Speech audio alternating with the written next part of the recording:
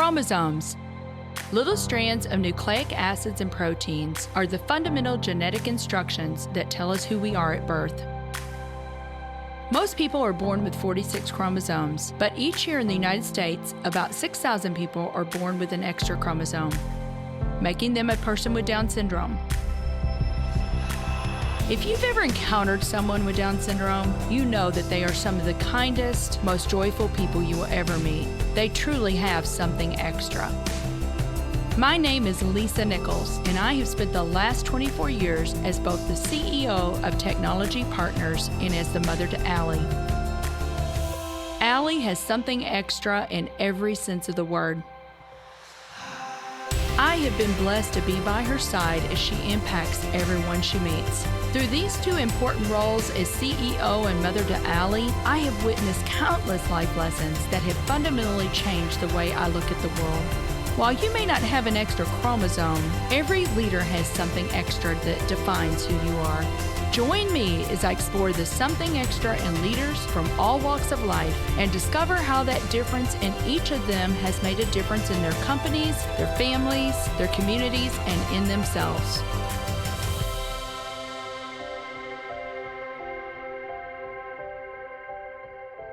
I'm thrilled to have Steve Morris on the show today. Steve is the founder of Catylator, with a mission and passion to help business owners build better lives through building better businesses, getting unstuck, fueling growth, achieving more profit, and having more fun with their crew. If you like this episode today, please go to Apple Podcasts or wherever you listen and leave us a 5-star rating. Steve, I am so delighted for this conversation today. I told you there are so many areas that I want to dig into because, our listeners are just going to find that you're just brilliant. And I want them to just learn from you today. But I have to give a shout out to our mutual friend, Jeff Kosatek, because Jeff is the one that actually connected us and said, you two need to meet. And he thought that you would be a great guest on the podcast. So shout out to our friend, Jeff. But thank you so much, Steve, for making the time to be on the show. Well, thank you, Lisa, for having me here. I always enjoy having conversations about how to help business owners and people be able to move forward. And this is another opportunity to reach some more people and hopefully help some people today. Right. And I know that that is a driver for you. That's your why. You want to help people get unstuck and using your experience to bring those things and those tools to bear. But before we get into that, I wanted to talk a little bit because you are right now, you're sitting in Colorado, but you're not from Colorado. You grew up in New Zealand. Yeah. I've been here in the States for 32 years, but yeah, you can tell from my accent, I'm not from around these parts. Yes. I'm from down south, grew up in New Zealand, had a wonderful childhood and upbringing there, and sailing was a big part of my life down in New Zealand, and that's why you sort of see some of these models on the wall behind me here in the background, which has really informed a big part of my career and my life. Where did that come from? Steve, was your dad a sailor? Was your grandfather? Who inspired you to start sailing? And how young were you when you started learning how to sail? I was 9 years old when we started learning how to sail. And yes, my father was really into sailing and my whole family. And, the thing is that New Zealand is this tiny little island nation in the middle of the South Pacific there. And, it wasn't that long ago, but the only way you could actually get to New Zealand was by sailing vessel or canoe or something like that, right? Until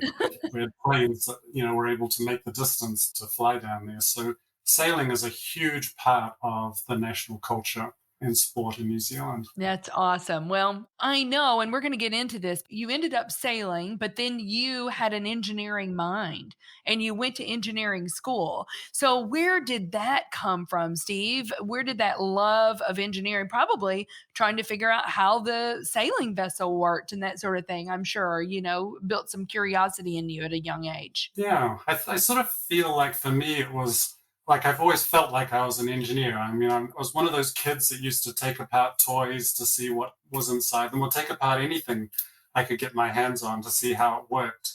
Things didn't always go back together again. Or there might have been, some missing parts or something like that, much to my parents' worry and things like that. I was always like that. I wanted to understand how things worked, how to build things, how to create things. So engineering school was a very sort of natural path for me to go after high school. And I did a bachelor's degree in mechanical engineering, and then I did a master's degree where I was actually doing research on the airflow around yacht sails, because there was a really important part of research that was going on in New Zealand at the time as the country was getting into the America's Cup and really wanting to elevate the technology in sailing, which is the path that's been going for 35 years now, and New Zealand still, wins the America's Cup and retains the America's Cup, despite the fact it's a nation of only 5 million people. Wow, that is just so amazing. And obviously, that was the precipice for your first job. I mean, you were designing these multi-million dollar racing yachts. And what I know you had responsibility for the design teams and that, Steve, but you had a certain part of the yacht that you were kind of responsible for. And I'm trying to remember. Well, so during my career of designing sailboats, I ended up designing just about every single part of the boat. I mean, we were a fairly small company and people had to cross train and know different skills and to be able to look at that. And the incredible thing about designing sailing boats is they're really all about systems thinking and about how you can put together the total design. Because if any one piece of the design sort of gets too much emphasis or attention, if you like, or too much weight put on it, well, then something else has a deficit. And it's the same thing in sort of business when you're sort of putting together a business leadership team as well. You really want to make sure you've got a balanced, streamlined team to be able to take a business forward. And so designing sailboats was like a real model for that. Towards the end of my time doing that, the hydrodynamics, the keel, the part of the boat that's underneath the water really attracted me, and I ended up sort of specializing in that area and had incredible opportunities. Some of the teams that we worked with had wonderful resources, and they enabled me as a design director to be able to bring in researchers from universities and people who had worked for NASA and builders and all the latest technology with titanium and carbon fiber and stuff like that, and bring all a team together to be able to create these marvelous designs and to be able to go win incredible races. So I was really fortunate to be able to have that opportunity in my career. Like you said, just so many parallels. One of the things that you talk about is really loving to help people get unstuck. Mm-hmm. I love this. You said the obstacle is the way. Yes. You talk about going through the pain of training and leaning into your obstacles. Unpack that for us, Steve. What do you mean by that? Helping people get unstuck, helping them lean into their obstacles. Yeah, so the obstacle is the way is the title of the book, but it's also part of the philosophy of Stoicism. I think these challenges, I mean, we're always beset with challenges, right? If we're trying to do anything important or worthwhile in our lives, we're going to meet adversity, right? Things are going to get in our way. People don't do the things that we want them to do. Clients don't come in, or, whatever happens in the business. And these things get in the way. And in my mind, you can have a couple of different ways of dealing with this. One is something can get in your way and, it can trip you up and you don't necessarily make the right decisions, or you decide to give up or something like that. You hate the fact that something's getting in your way and you can't realize your dreams. The other side of it to me is to realize that the obstacle is the way. The thing that has been put in your path, that is your path. And it's an opportunity for you to be able to lean in, to be able to figure out, okay, this thing's really like knocking me back on my heels. I'm triggered, I don't have the tools, I don't have the skills, I don't know how to do this, but leaning into that and being able to figure out how to get through that is something that's going to give me so much benefit. I'm going to learn some new skills and I'm going to become a stronger, more resilient person. That philosophy, if I go all the way back to the beginning of my sailing career, so straight out of college, I'm on a professional sailing team. I was used to like doing academic work, right? And then the next thing, I'm getting up at 6 o'clock in the morning and going and training with this professional sailing crew. And our trainer was this Commonwealth gold medal weightlifter, incredible. It's just like this fire plug guy who's about 5 feet tall and just built solid. And he would take us into the gym and run us through these incredibly arduous workouts. One of them where, we had this bar on our back and we were doing endless squats. Your whole body is just sort of aching and screaming.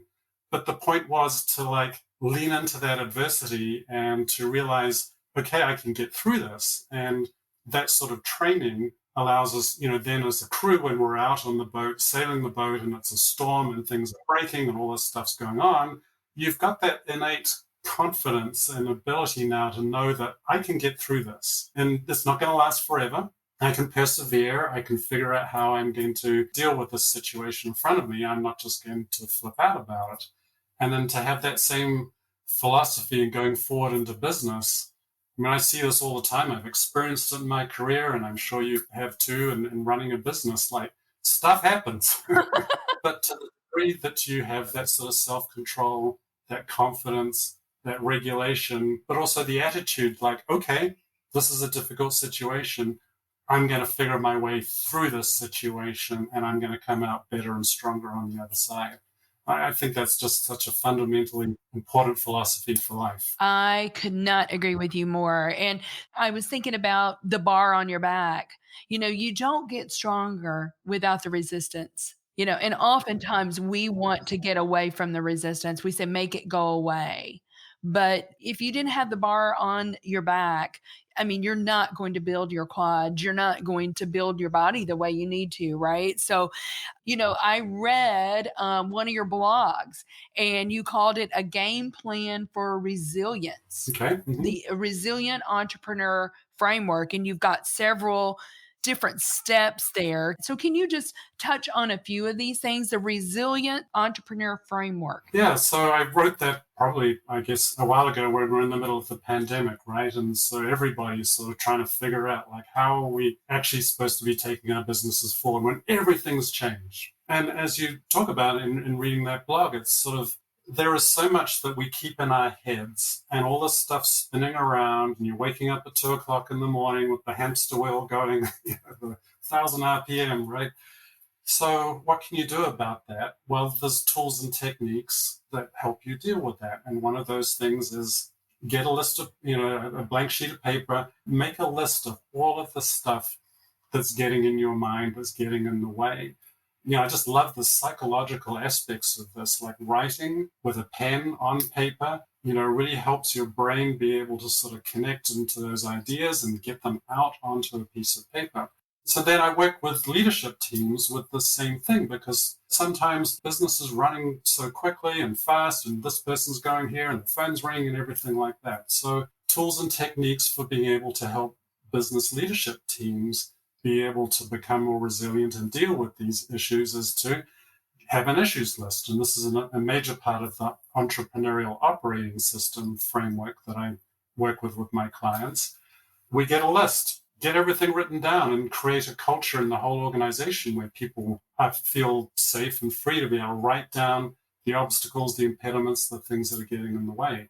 But then you've got now a laundry list of stuff. Yes. So now the key thing is, because you've got limited time, right? We don't have hundreds of hours to be able to go through all of our stuff. But the key thing is, and I teach my clients this, the discipline of prioritization, of being able to look at the list and say, okay, well, what are our top 3 priorities that we need to deal with this week? And to be able to identify them, and then to be able to dig in and to be able to start working on and solving those issues. Because oftentimes you can have a list and people by default will start at the top of the list and work their way down. That's not always the thing that's at the top of the list is randomly there. It's not always the top priority thing that you need to work on. So we really help teams get more efficient and be able to solve problems together with the limited time that they have. You come out of a meeting sometimes and you're like, well, there's 2 hours of my life I'm never getting back again, and that sort of thing. Or you arrive in a meeting and we're like, didn't we just talk about all this stuff last week? Exactly. So working with leadership teams to be able to help them prioritize, get things solved so they're checked off the list, they are gone, we can now move on. And that gives you that feeling like, oh, I'm making progress. We're deciding things, we're making decisions, we're removing obstacles, and we're moving on with the business. And that really helps reduce that sort of sense of overwhelm. We're making progress, and progress equals hope. When you feel like you're making progress, there's a sense of hope. Yeah, there's so much here. And you talk about mindset, taking a step back to take care of yourself so you can approach the obstacles from a position of energy and strength. Yeah. If we are deflated, if we are lethargic, that sort of thing, then we're not going to be able to approach those from a position of energy. And then the last one you say is a resilient future, a mindset of possibility. One other thing I want to point out for our listeners, Steve has done a lot of work and a lot of research on how the brain and the hands are connected. And so you said, writing it down, there is a connection that happens. And we'll talk about this more because I know that you, in your coaching with teams and things, you're a Lego certified trainer, right? Yeah. But we'll talk about all that. But I love that you have studied that connection between the hand and the brain. And I want to dig into all of this more, but we do need to take a quick break and we'll be right back with Steve Morris. Hi, everybody. I just wanted to take a second and tell you about something our team at Technology Partners can do for your business. We have spent over 2 decades partnering with organizations and helping them solve their IT needs from a 360-degree perspective. A huge part of how we solve those needs is by developing custom applications of all shapes and sizes. If your team is looking for software and an out-of-the-box solution just isn't right, it's time to consider how we might be able to help. Go to tpi.co/custom apps and learn more about our awesome capabilities. So welcome back to Something Extra. So Steve, you had this amazing career, 16 years building these high performance yachts for award-winning teams, Olympic sailors, and then you pivoted and went into government contracting and you became a certified PMP project manager. Yeah. Mm-hmm. Did that for 10 years. And then you jumped on the entrepreneur wagon 6 or 7 years ago and started Catylator because now you want to take all of this amazing experience and the things that you've learned and you want to help other people. But, I know that you'd stumbled on to Traction, the EOS that we've talked about. But one of the components in there, I think it's maybe component 6, is process. And you talk a lot about the importance of process. And I'm a believer in process and having processes documented. So tell us a little bit about that. I know how important it was in building a yacht. And you said every time we went to build a yacht, it wasn't like we were winging it. No, we were working on designs. People are sailing around the world in boats that we're designed out in the middle of the Southern Ocean, thousands of miles away from land. If something breaks, like there's no calling for AAA or anybody to come rescue you. So, when we put together these designs, we really had to make sure that we were doing the right thing every single time. So process, was a very deep part of what we were doing. It was also a huge enabler to the business as well.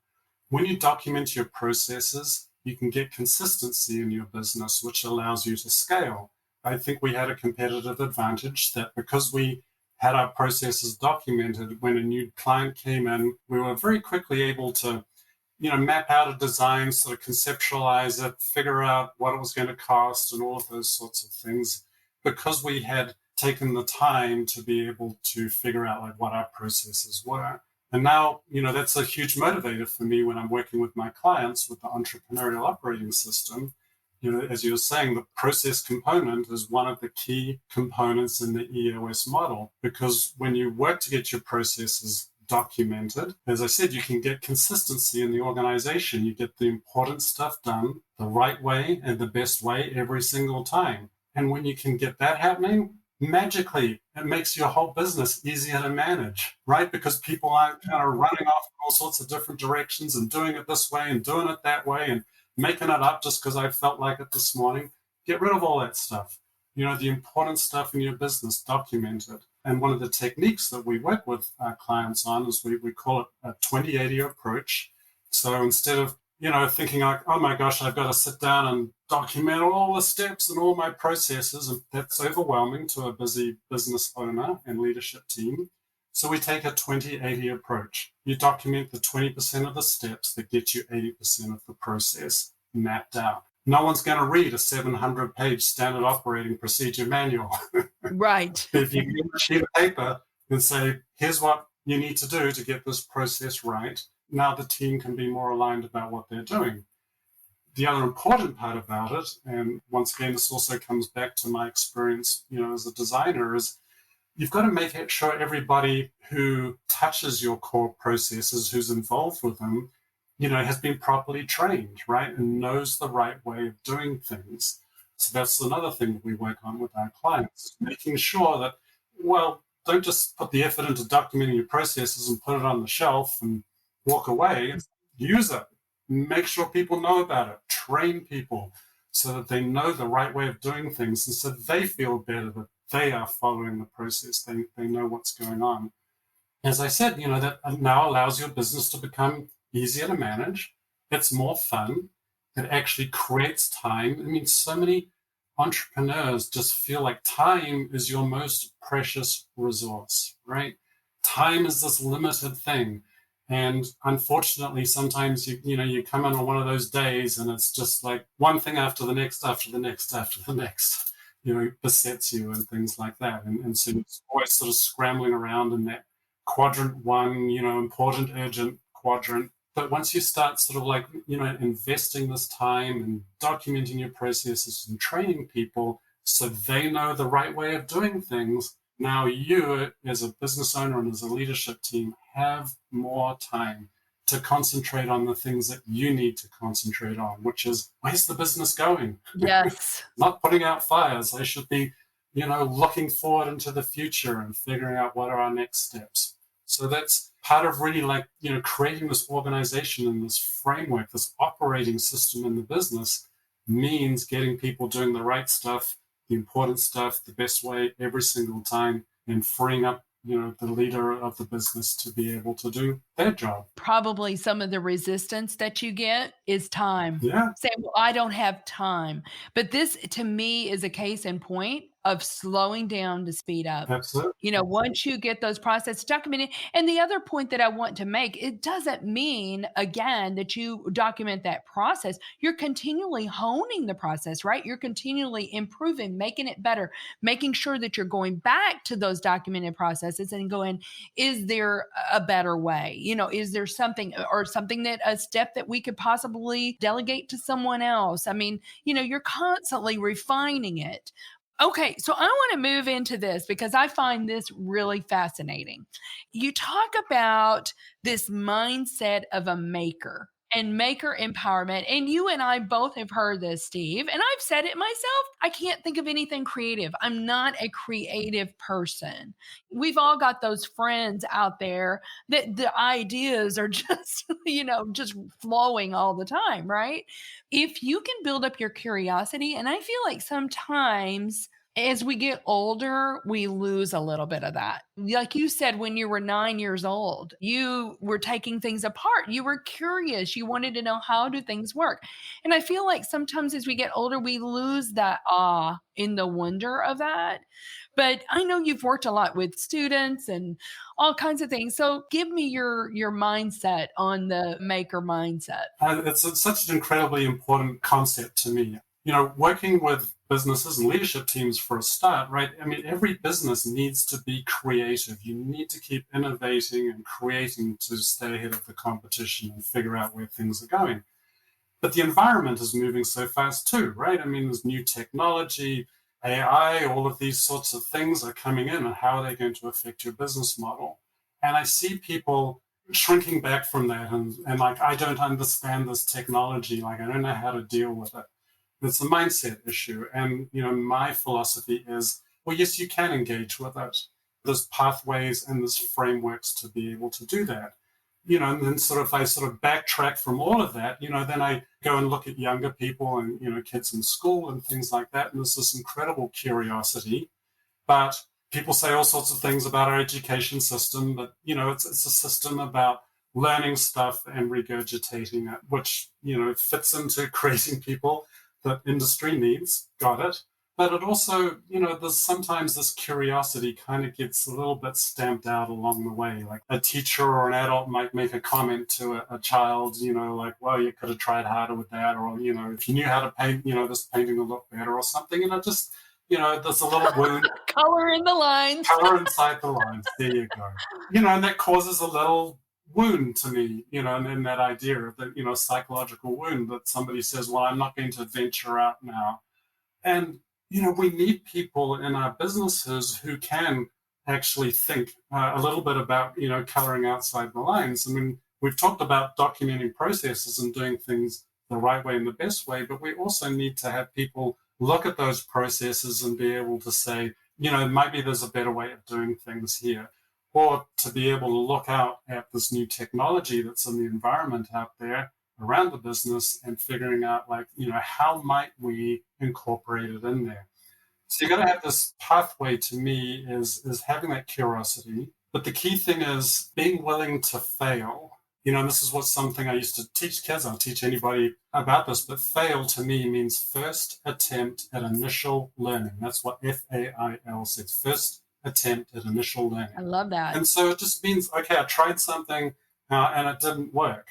I can learn something from that, and I can figure out, do I need some new skills? Do I need to go read something? These days, go look it up on YouTube, right? That's all. Yes. That's our kids are learning everything on YouTube these days. Yeah. And then the important thing to me is like creating an environment actually inside your business where people feel like it's safe to be able to try things and to fail. That sort of links in with this whole concept of psychological safety, which is a huge thing when we talk about high-performing teams. Google did all of this research, all of the teams they've got running at Google, who are their high-performing teams, and what are the characteristics of those high-performing teams. And they found that the number one characteristic of high-performing teams at Google was that they had something called psychological safety, which meant people in that team felt safe to be able to raise their hand and say, hey, I don't know what's going on here. Hey, I don't understand this. I'm feeling overwhelmed. I need help. Could you help me sort through this issue here? Here's a problem. I want to raise it. All of those sort of things. And they could do that without fear of being ostracized and voted off the island or whatever, right? So I see this thread running all the way through from education system and school through college and into business, and creating high-performing teams about really allowing people to feel like they can be curious, that they can follow things, they can learn new skills, and then they can bring it into the workplace and have an environment where everybody's working together, building trust and creating that psychological safety, so you can have those creative ideas and move your business forward and leapfrog the competition. And go forward from there. So it's a big, long thread, but I feel like it's very important, and it has economic bottom line impacts, to your business. No doubt about it. Oh my goodness. Well, we need to be teaching kids that first attempt at initial learning, failure, it's not what people have said that it is, don't be afraid of that, so much good things packed in there. But I have to ask you, this is something extra. What do you believe, Steve, is the something extra that every leader needs? So I thought about this question. One of the things that really came up for me last year, as I'm working with my clients and, we're all going through the pandemic, is this idea. It's a very simple idea that your physiology and your psychology are not separate, right? So your mind and your body are connected. Yes. And there's the key thing, that your breath is the remote control for your nervous system that connects them together. So yeah, I'm a mechanical engineer, I'm a certified project manager, I'm a business coach, but I'm fascinated by human performance because we are humans and we come and perform together in high-performing teams. You need to be able to realize when you are getting triggered or about to flip out, or something's like really challenging you, pressing your buttons, and need to have some tools to be able to deal with, that stress that's going on in your head. And the thing that I really got into last year and spent a lot of time, and I now use for myself and teach my clients, is your breath. Just breathe. And this is fascinating concept. It's called the sigh mechanism. So it's hardwired into all mammals, including us. If we take a breath in and then we top it up, and then take a long exhale, it activates a hardwired mechanism in our brain that helps us calm down. And you see it in like a dog that's going circling around and is about to go to sleep. the little kid, has been crying at the end, like when you're calming down. That's awesome. You can do it yourself. Just when you're walking down a hallway at work and something's triggering you, just do that 3 times. So that's a technique. If there's something extra, you can try it out. Yes, I love it. That is a first. I've done over 150 episodes, Steve, and I've never had anybody say that's a something extra, but I absolutely love that. Breathing techniques. That's wonderful. Well, Steve, I want to give you the opportunity to tell our listeners about whatever it is that you want and how they can get involved. Cool. Well, thank you. So I'm a business coach. I'm a professional EOS implementer. Entrepreneurial Operating System is just the complete proven system of a simple set of tools that we work with the business leadership team to get 3 things we call vision, traction, and healthy. So vision's really getting you and your leadership team 100% on the same page with your vision. Traction's all about discipline and accountability, becoming masters at execution. And healthy's making sure you're working together as a healthy, functional, cohesive leadership team. So I love helping leadership teams get these 3 skills, move their businesses forward, break through ceilings, and to be able to get to building a more fun and profitable place to work with their crews. Well, I hope that you have a lot of people reach out to you. So how can they find you again? Sure. I'm at steve@catylator.com. So that's CATYLATOR, catylator.com.